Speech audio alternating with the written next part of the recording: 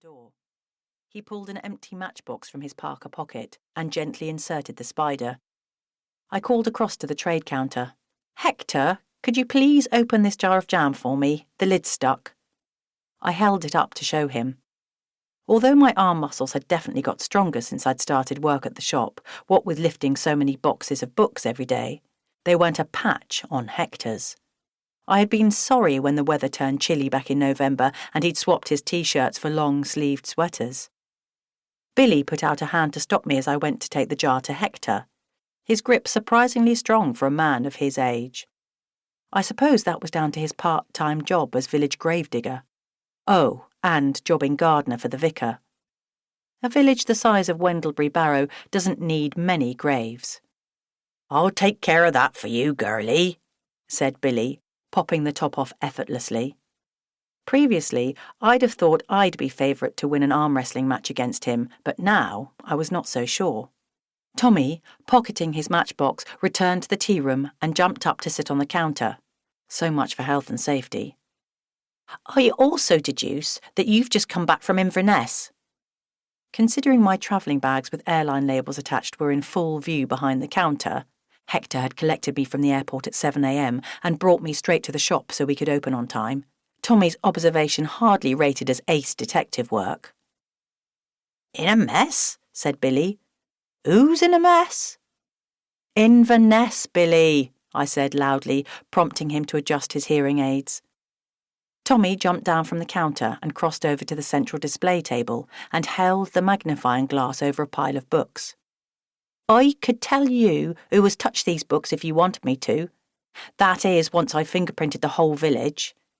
He pulled a black ink pad and a small pocket diary out of his parka. "I had these in my Christmas stocking." He opened the diary to show me the first week of January displayed across 2 pages. "I'm using it to collect fingerprints and to note down clues. See, the dates are on there already, so that'll save time whenever I find new evidence." Already, the first few pages were covered in scribbled notes. Wanting to encourage Tommy in such a constructive new hobby, I turned to Billy, who was now licking his fingers to pick up the remaining toast crumbs from the table. "Like to volunteer to be Tommy's first victim, Billy? I mean, suspect?" Billy held up his sticky hands. "You don't need to waste your ink on me, Tom. You can have my fingerprints in raspberry jam." Before Tommy could reply, Hector coughed. "I'd prefer not to have fingerprints of any kind taken in here, thank you very much. I don't want grubby marks on my stock." Tommy's head jerked round in Hector's direction. "Why? Have you got something to hide?" He sounded hopeful. Picking up a Hermione Minty novel, he held it up to the light to examine its glossy paper cover for traces of previous browsers. Hector flashed me a cautious look. Only he and I knew that Hermione Minty was his pseudonym. For years, he'd been writing romantic novels under her name to subsidise his income as a bookseller. As I was his girlfriend, as well as his employee, he knew his secret was safe with me. Hector's answer was truthful while evading the facts. "My conscience is clear, thank you very much. If it's local villains you're after, I suggest you look elsewhere." "But not at me," I said quickly as Tommy turned his magnifying glass on me. I pointed to myself with both hands. "Nothing to see here." As if considering whether to disagree, Tommy looked me up and down, his gaze lingering longer than was comfortable for me. Half man, half boy, he was quite unlike the village schoolchildren who came to me for reading lessons in the shop after school.